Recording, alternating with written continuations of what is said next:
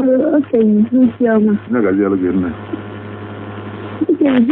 Achọrọ m ịma ihe dị iche na eze mmụọ na nwa dibịa. Onye ọka ntị ịkọwara. Eze mmụọ na nwa dibịa. Ọ dị mma ya akọwara gị. Kama na mmụọ nkụzi wee bụrụ eze mmụọ na dibịa ihe dị mkpa. Mgbe anyị akọwara gị ya. Ihe dị iche na eze mmụọ na dibịa. Oge ụfọdụ dibịa ga-abụkwa eze mmụọ. Mana ọ bụrụ eze mmụọ ọbụla bụ dibịa. Dibịa nwere ike ịbụ eze mmụọ. Dibịa dị n'ụdị n'ụdị. Enwere dibịa afa, nwee dibịa mkpọrọgwụ na mkpa akwụkwọ, nwee dibịa mmụọ, nwee dibịa na-achụ mmiri wee dere gaba. Dibịa dị iche iche ọ ga-egbu ahụ okodo kekecha na n'ụlọ ọgwụ dị iche iche. Enwere onye ga-afụ na enwere dibịa na-afọ maka obi,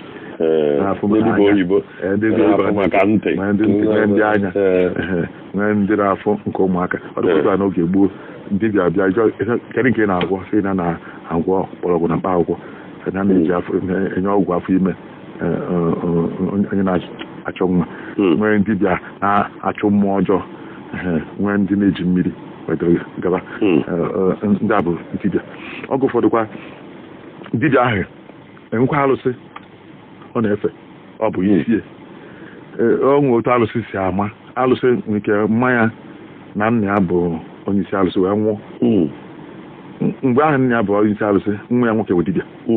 Nna ya na-efe alụsị wee nwụọ. O wee dị mkpa na ọnwụ ya ahụ jikpara ka ekuchi alụsị afọ.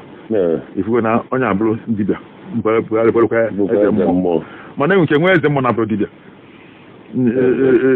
Iluo na abatete mfe nwere ọmaliko alụsị ha n'oge gboo.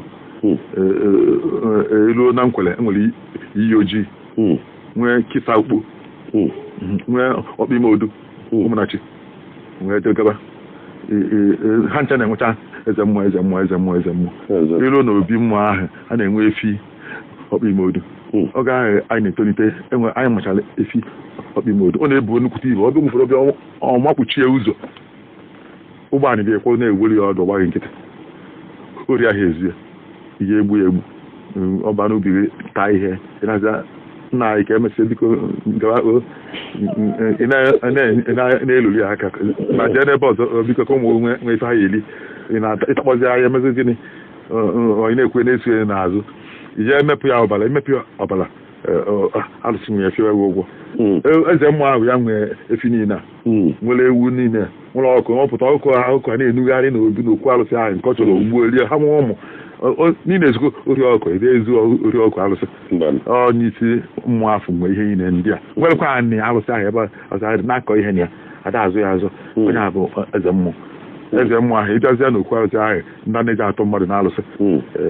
Ilu onye eze mmụọ ahụ ya afọ gwaghị ihe eji eme gwa otu esi eme gwaghị ihe ya eme gwa otu esi ha eze mmụọ bụ nke ọ na-eme ihe eze mmụọ chọrọ dibịa. Ọbụna nwe ngwa ya merụzie efe ọ bụ na eze mmụọ ha bụrụ dibịa ọgwa ise gị n'ihe eze ka iji wee ese na nke a dị otu a dị otu a gị je ka ịjụta onye dị otu a kpọrọ ya fa dibịa. Ọmụgị na nke apụgo n'ike nke na dibịa ga-abụ nwa eze mmụọ mana ọ bụrụ eze mmụọ ga-abụ dibịa. Na dibịa n'ọnụ oyibo bụ dọkịta. Mba ọ bụghị ya. Maka na-akpọ ndị adịbịa oyibo dibịa oyibo. Dibịa nke Igbo ihe a na-akpọ ya bụ medicine man, herbalist. Ọ bụrụ dọkịta. Onye mọgụ na-atụgharịba ihe yi na ọ bụrụ ha ncha na-agacha pịam gafe n'oyibo jazi nkwe ha chọ iwepụta ya n'onye Igbo ọ bụrụ herbalist ma medicine man